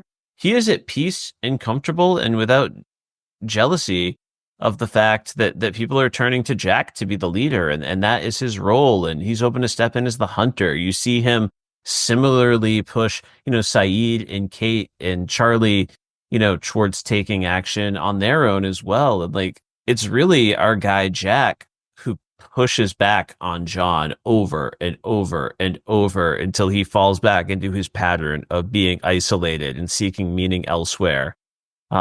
And if he could have taken some grace out of this conversation, the whole trajectory of our survivors' journey could have been a lot different. That's what I think of here. How about you, Kris? That's really, really well said. He could have been, island shaman guy. Could have been everybody's favorite chit chat. Could have been more like Rose, I suppose, in that way. No, I just wanted to highlight something, John, that you said. I think the reason why I am so in his corner at this point in the show is very specifically because this is the episode where his serenity is being observed on the other side of the revelation of the miracle he's experienced. And so I find him so compelling at this point. I'm a man of faith myself. And so I remember the first time I watched the show, I really was digging on this character and wanting Jack, who seems like he's being set up as the hero. I want him to buy in. I want him to hear this wisdom. I want him to be open to the things that Locke is trying to introduce him to. So yeah, I was big on Locke at this point. Excellent. We already started really dipping into the next question, but are there any key moments from this heart to heart that they have that you guys want to harp on? Maybe a particular quote or a moment or something from that conversation that particularly jumps out to you? I mean, I don't mind starting to dig into the sort of literary component of the episode, right? This is where Locke very explicitly and again, not very subtly says the name of the episode. He says Jack is chasing his white rabbit. He says Alice in Wonderland out loud. He makes it very clear for the audience, this is a text that is relevant to the show and the episode right now. So, I know, Randy, we've chatted a bit about sort of your feelings about the scene. So I very much want to hear more about the interaction. So I thought I'd just focus a little bit on that sort of literary reference and some of what's happening here. One of the things that's interesting about, I think, Wonderland as a place is that the books, both Alice in Wonderland and Through the Looking Glass, the sequel, frame what is happening to Alice as a dream, ultimately. And as probably people who have not watched the show are aware, there is a huge capital D discourse around Lost about the question of, are they dead? Are they in hell? Are they in purgatory? And rewatching this episode, part of me is wondering if this is the episode that really starts to cement some of those theories in the background, because the question of, is this a dream? Is this real? What is real? Is Jack experiencing something real? Island visions? Are they in a real place in the world? I think all of this is starting to really come to the surface. And when Locke says that out loud, to me, that's a moment of the show really starting to acknowledge that maybe that could be the case, right? This episode is holding, of all our characters, it's holding a mirror up to Jack to examine his flaws, his challenges, and rise to the occasion. And it also is challenging him to potentially believe that Locke is correct, that maybe this isn't just a hallucination. Or if it is, it's still something meaningful. That's something that I think I really like that Locke said. It's not that it's not a hallucination, it's that the hallucination might be happening for a reason.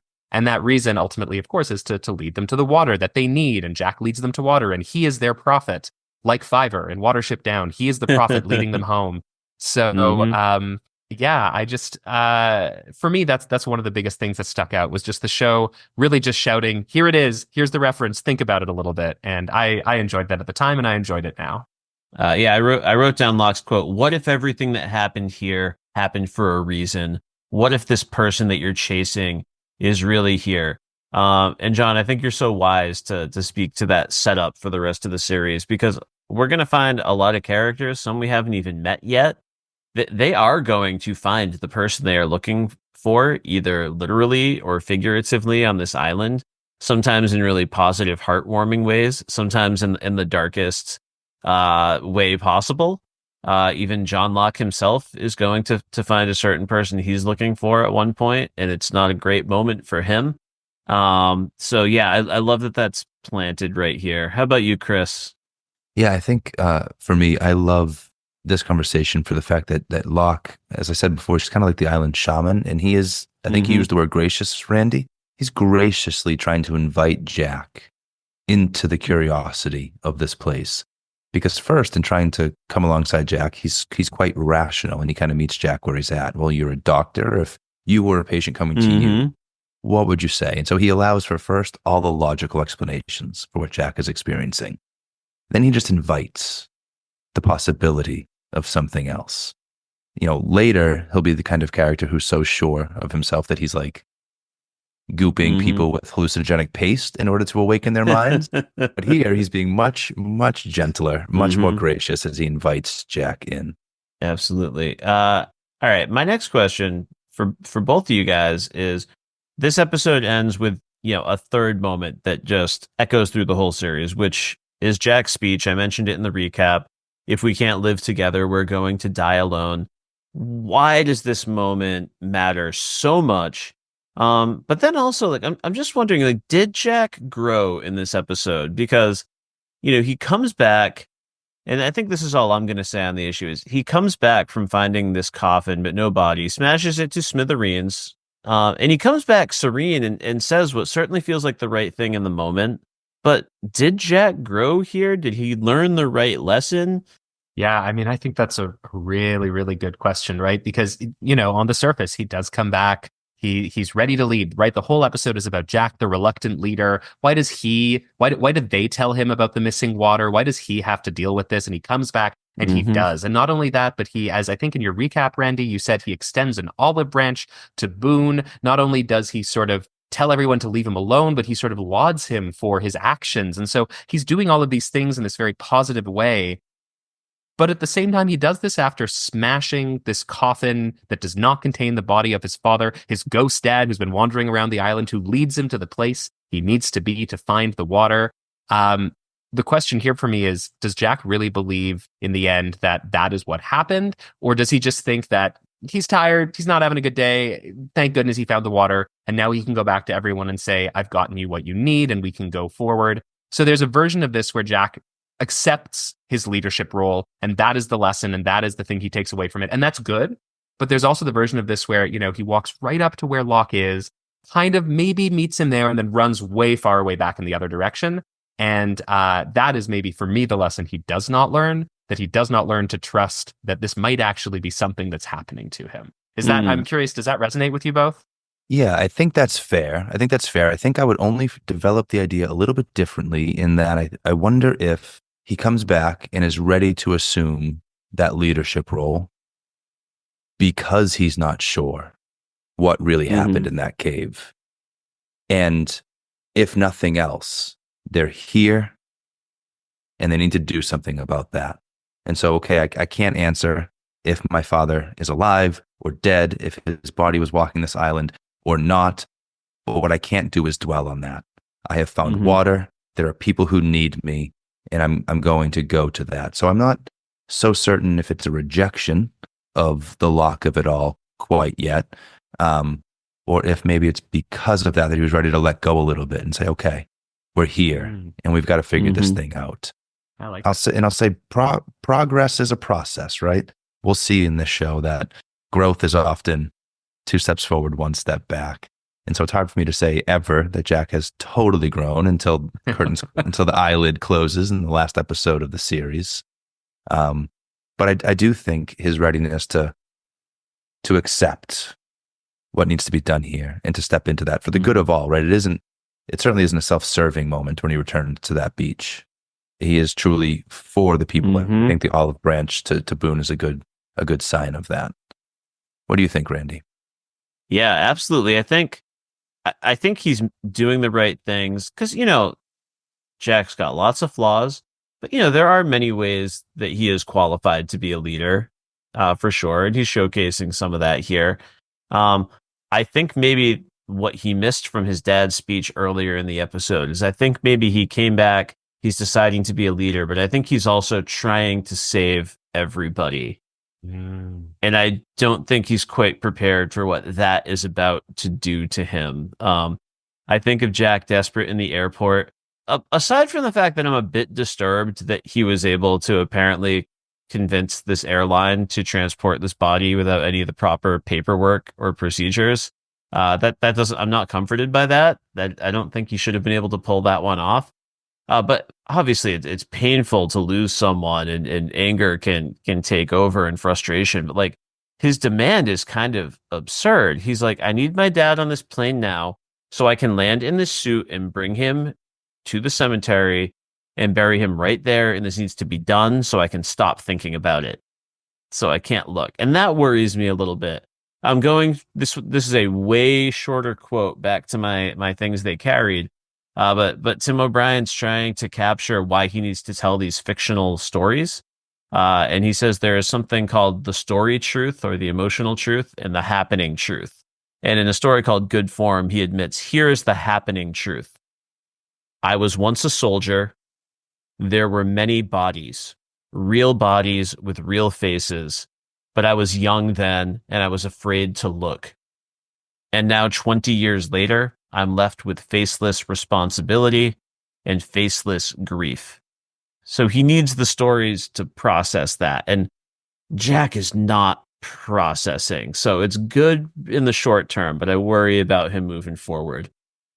All right. Any other thoughts on Live Together, Die Alone, fellas? Just a great thesis statement for the show. Just a great thesis statement. Kris, I'm going to go to you first. My favorite part about talking about film and television with you. Do you have a favorite shot, sequence, or other artistic choice that went into this episode? Yeah, I am going to steal a good one because for me, have you ever heard that Star Wars is like poetry, that it rhymes? Yes. Lost does a lot of that too. And we all know the iconic opening shot of the eyeball in the first episode. We'll get a later reflection of that as the eyelid closes. But Walkabout also opens with an eye-opening shot. It's John Locke's eye opening in that case. And this episode opens with a young Jack's eye opening. And I just love all that rhyming that Lost is doing, setting up these rhythms and getting us used to what it looks like to be introduced to a new character and to new perspective on their story. So this is an episode that opens without a previously on Lost. It's a rare non-previously unlost episode. It's right to the eyeball. It's right to that opening lid. You're in the story. You're in Jack's memory. And so, yeah, that really works for me. What about you, John? I think I've already mentioned the scene with Sun and Jin's hand reaching in, so I won't talk about that again. I also love all of the eyeballs. This is a very good show for a particular kind of very cool close up, and this happens a lot in season 1, especially. But I guess I want to shout out the beginning of the episode. I find all of the work they're able to do in Hawaii in the water. I don't know how they filmed that. I don't know how much was sort of in some kind of soundstage, how much was just fully on the beach. They're filming shots underwater as Jack is coming up and going down with Boone. They're filming it above just the beautiful, forever expanse of blue. I just found all of that to be just so beautiful and terrifying, and I loved it. Beautiful. Mine piggybacks perfectly off of that. Everything you said, but the final shot, because we find out later Jack knows he's given up on Joanna. He does dive back into the water, knowing he's not going to save her, and we get this. I can't remember if it actually pans back or if we just cut to it. My memory is that it pans back, but I could be making this up. And we just get this like sort of long shot of Jack in the ocean. And he's physically fit. He's moving as hard as he can. And you just see the vastness of the ocean. And it's so clear that he is going nowhere and he is powerless in the face of this ocean. And it just tells that story so well. And when he says he chose to let Joanna go, you're like, yeah, he did. I've got another one I can't skip, but I just want to see, do you guys have a runner-up you want to sneak in here? Just because it's a really beautiful episode.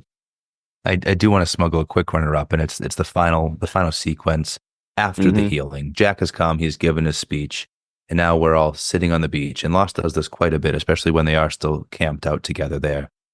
It's nighttime, fires are lit, you have your individual pairings, groups of 2s and 3s, and the camera will just move throughout, right? And you get this real sense of, it almost could be a village, it could be a small town, and these are lifelong neighbors. You're seeing this beautiful kind of human community beginning to form or possibly continuing to flourish. In the darkness there, the humanity is what shines out. It isn't that they're on a deserted island. Like I said, you don't know that that's their setting necessarily. It's really serene. It's peaceful. And it's really beautiful. Awesome. That shot right after Locke saves Jack. He's about to tumble off the cliff. Locke shows up. He gets pulled up, and they both just kind of fall back in total exhaustion onto the ground. They're next to each other, but they're kind of sort of almost like in one another's arms. And I think it's a beautiful shot the way it's filmed. But I think it's also like emotionally powerful to me because it's like the most open or vulnerable we're going to see either one of those guys ever again. Like that there doesn't seem to be any shame in that moment. There seems to be appreciation. Jack's laughing. It's a little bit of a maniacal, like I've passed my breaking point sort of laugh. But they're so comfortable and they're being vulnerable with each other. And they have, I won't rehash our whole conversation about this one really positive chat that they have, but I think you see it there, that like physical vulnerability. I love that shot. Great stuff. All right. Moving on to our next segment. This is going to be Hindsight is 2020. If you could go back into this episode of television that we love, just make one little to medium edit just to sweeten the pot, make this great piece of television a little bit better, what would it be? John, I'm turning to you first on this one. There are a lot of episodes of Lost where I have a very specific vision of like one scene that just needs to have been a little bit different. And this is not, for me, one of those episodes. Before we started chatting, I went through last time I watched Lost, I decided to keep a ranked list of every episode. Oh, wow. And White Rabbit sits at number 35 out of 120. And it is a solid 8 on 10. So of course that means that it's not as compelling as 34 other episodes. But because it does so much to set up the rest of the series, I really like what it's doing. And we've talked about maybe some of Sawyer's casual sexism, as charming as he can be. Maybe there was a different way that scene would be written today that would be a little less gross, or maybe it would be a little bit more knowing about how gross he is, or Shannon would be more compelling. I don't know. So maybe that's my one moment, but even that is written in a way that makes sense to those characters. So, while I won't say that it's perfect, I think I'm very happy with ultimately how this episode lands. How about you, Randy? We talked a little bit about how, all of what's happening with Boone does not work for me in this episode. I understand that he wants to prove himself after feeling a little bit humiliated. I think he brags about being a lifeguard maybe in the pilot. But he doesn't really have the confidence to perform these life-saving procedures. He runs John a mentioned business, Randy. He runs a business. you predicted where I was going with this. Oh, sorry. No, no, no, no. No, that's exactly right. Yeah, he's talking about being a lifeguard in the first episode. Jack distracts him with the pen errand to kind of get the fly of Boone off of his back. But I don't know that it's a weird flex to steal and hide the water from everyone for hours when supposedly you're doing this to help Claire, who's in distress now. I think there's a different way that's more believable for Boone to do this, but nothing embodies it better than when he says the thing I hate the most in the world, which is when someone busts into a situation that they know nothing about and they, sort of clear the room with their voice to declare, I am a businessman. And this is how this thing that has nothing to do with business should be done with great confidence. And I was like, Boone's got flaws, but he's better than that because in his run on the show, he will prove to be willing to be somewhat vulnerable. We don't see it in this episode, but he's going to be open to some lessons and some learning and some selflessness. And yeah, a new motivation for Boone would be a great addition to this episode for me. Actually, totally agree. And one of the things I'm thinking about is how, I mentioned that in the original pilot, Jack is supposed to die. Well, the original Boone is supposed to be a guy who has run out of medication and is slowly kind of losing it. And I'm curious, do you feel that this is an episode that is still leaning in that direction? And maybe that is his secret motivation that ultimately, spoiler alert, they do not reveal is not what's happening with Boone. You think I don't know that I necessarily read it here, but I'm curious if you do. If I had known that fact, I had forgotten it. And that sounds like a very plausible theory to me. So thank you for sharing that. Sorry, Kris, go ahead. My bad. So for me, I really wanted to answer this question. So I dug back through the episode one more time and I couldn't find a shot that I wanted to change. But there is one piece I would pull out.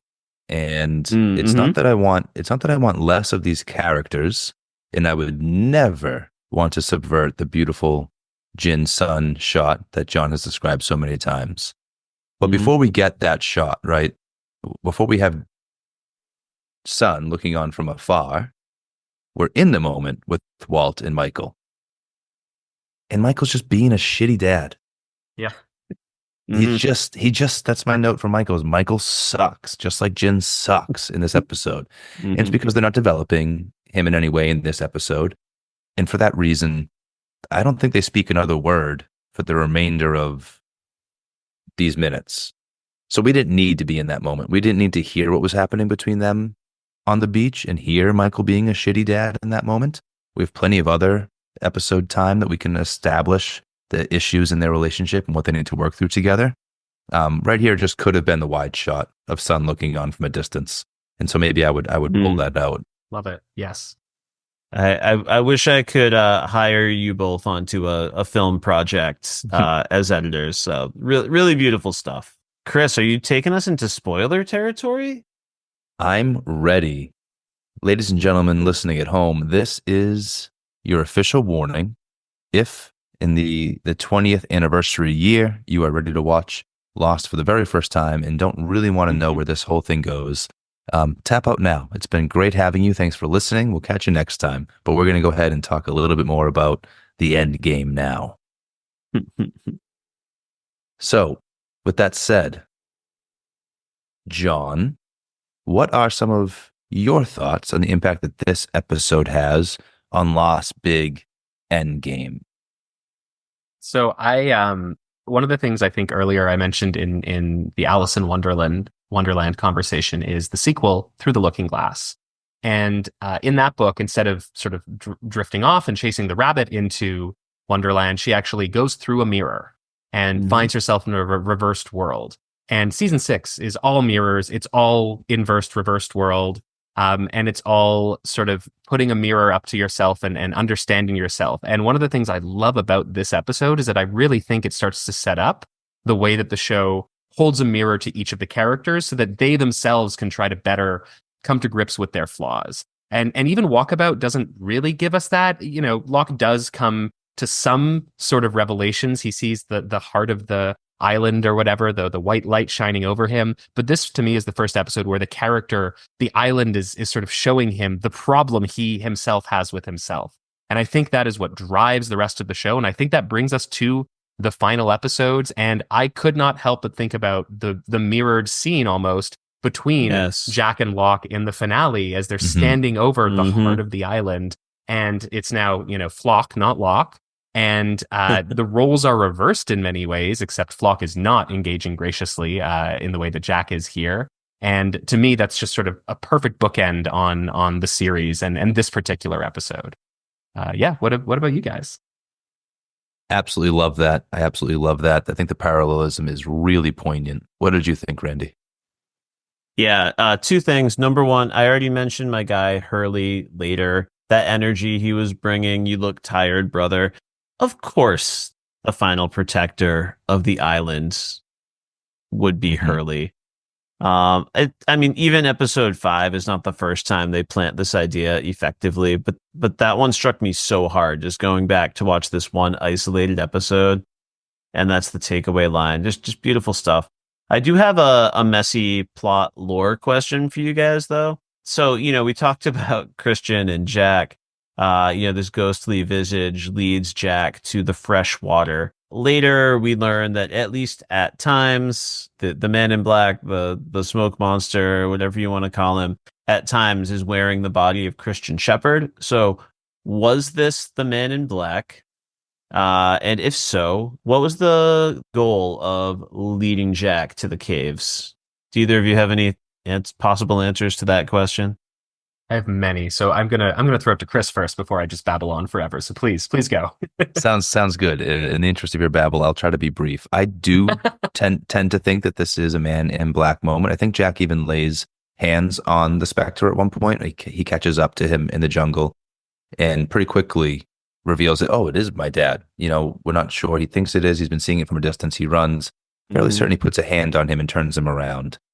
And so for that reason, I tend to think most of this, if not all of it, is the smoke monster.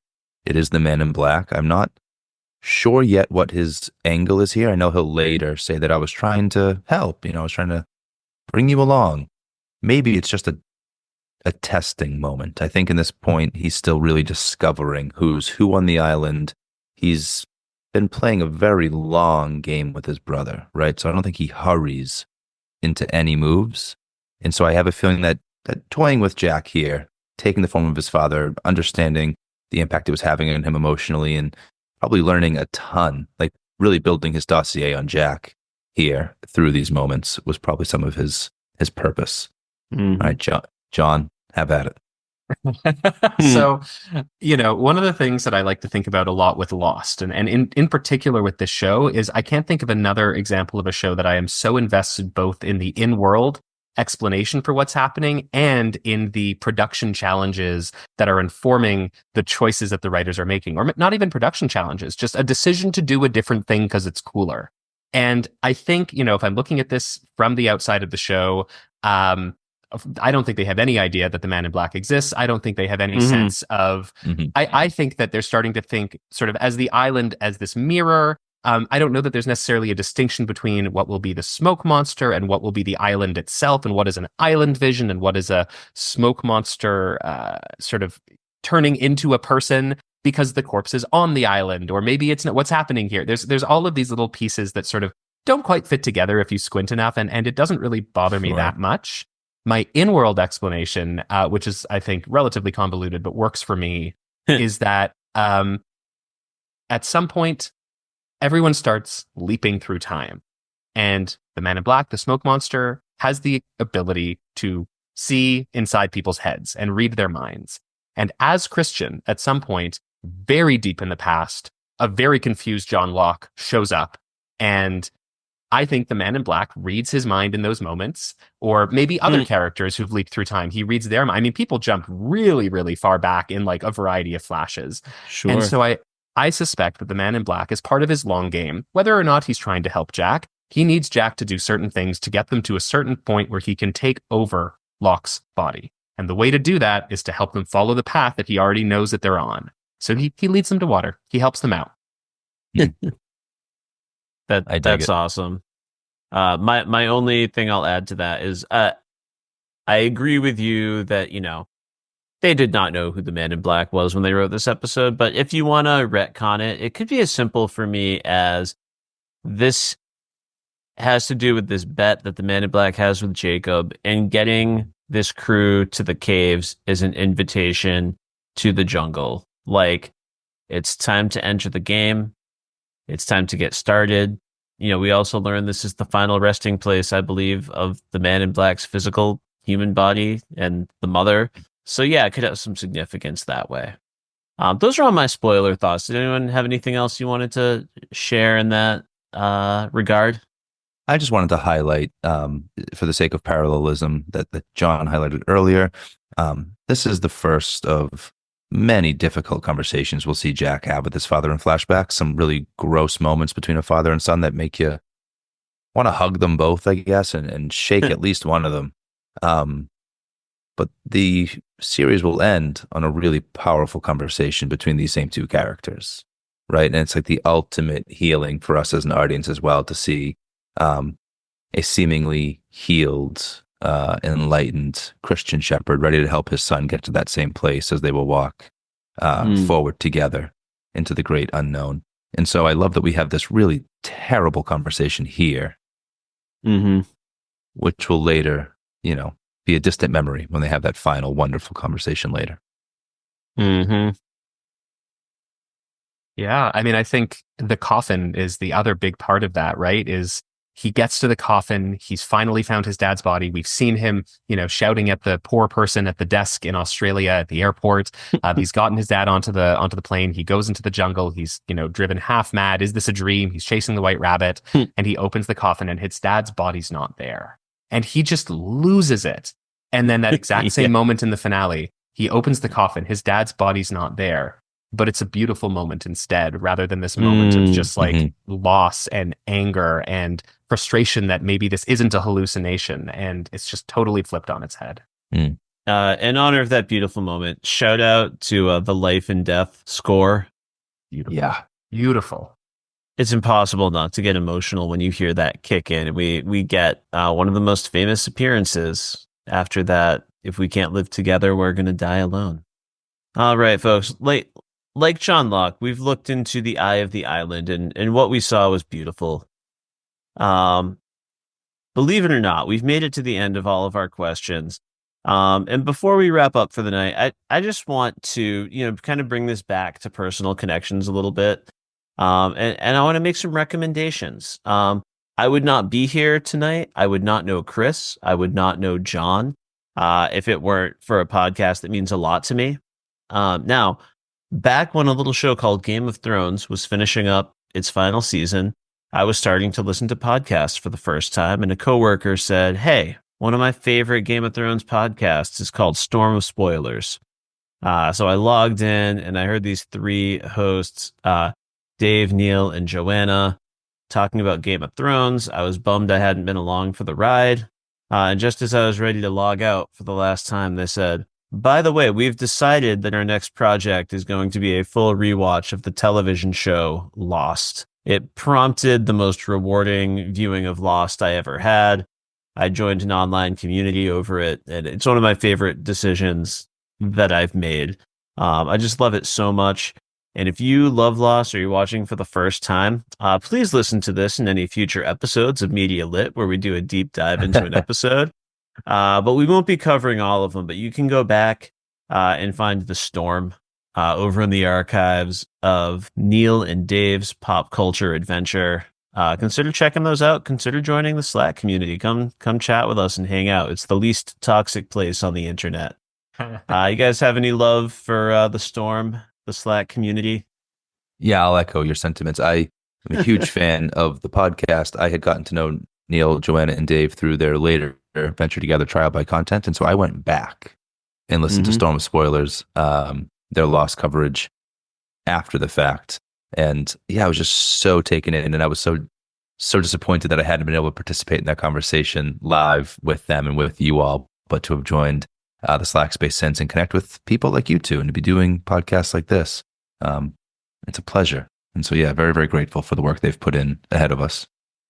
Yeah, very, very much the same. I jumped in at a different moment to both of you. I jumped in partway through the rewatch of Lost. I had never heard of Storm of Spoilers. I was doing my own rewatch with my book club, TV club friends, and just everyone else was doing a rewatch too, as it turns out. There were a couple other podcasts I was engaging with, The Hatch in particular, from the LA Times. But this is the one that had the community, and I was looking for community. That was a big reason why I chose Lost as a rewatch show. So yeah, that's when I dug into the podcast, and clearly I've been in that space and listening to their podcasts ever since. It's led me to other spaces too, and big love for that space. Perfect. And I've got one other rec. Maybe you're loving Lost, and maybe you had a great time here on Media Lit, but you've heard just about enough from us millennials on television. Another member of our Slack community, Shruti, has a really great podcast I love called Chaos on the Set. They cover all sorts of different entertainment topics. They often get into like the nuts and bolts of the industry side as well. But she's been putting together a series of Lost episodes with some folks that she's watching through Lost with for the first time. So you can go check out their coverage as well and get a slightly fresher perspective if you're done with us millennials out there. Finally, Kris, as always, thank you so much for joining me, staying up late because I prepped more questions than I should have for a late night podcast. John, likewise, thank you so much for coming out and spending this time with us. So did you have a good time? Do you want to come back and chat Lost with us again one of these days? 1,000%. I will never stop talking about Lost if possible, and it was a delight to chat with you both about it. Kris, any parting thoughts for John? No, so glad you joined, man. Thank you very, very much. This was a great conversation, and I'm excited to hear more of your Lost theories as we get into later season episodes. Last but not least, this guest spot on Media Lit is not John's first rodeo. He is out there doing the media analysis thing. So John, do you have any social media or any projects you want to plug or places people can find some of your work? Yeah, so I am on pretty much every platform at Lost Cadence, and that is a Lost reference. That's Lost Cadence. I have a Substack that is a TV criticism blog called Serially Engaged. And I also really want to shout out one other Lost space that I found around the same time as the Storm Slack. It's a Discord server called The Island, a Lost fan server. I'm an admin there, and it's just, again, another really lovely, positive, progressive space, and would invite anyone who wants to talk about Lost to go there too. Thank you so much, John. You were really a phenomenal guest. It was really awesome to chat with you. Kris, do you want to plug your socials and or any projects you might have on the horizon? Absolutely. No upcoming projects at this time, but as ever, you can find me on Instagram at Kris_Ingersoll. That's Kris like Kringle. And as always, I'm your host, Randy Elaine. You can find me on Twitter at Mr_Elaine, ALLAIN. I've got links to all my other stuff out there. I do have to shout out the podcast Every Pod You Cast, which I do with Justin and Chris Mancini, which is a deep dive into the discography of the Police. You can find that on the Pop Break Today podcast feed. I've also been doing a little bit of entertainment writing over at the Pop Break. Most recently, they've been gracious enough to let me write obsessively about the children's cartoon Bluey.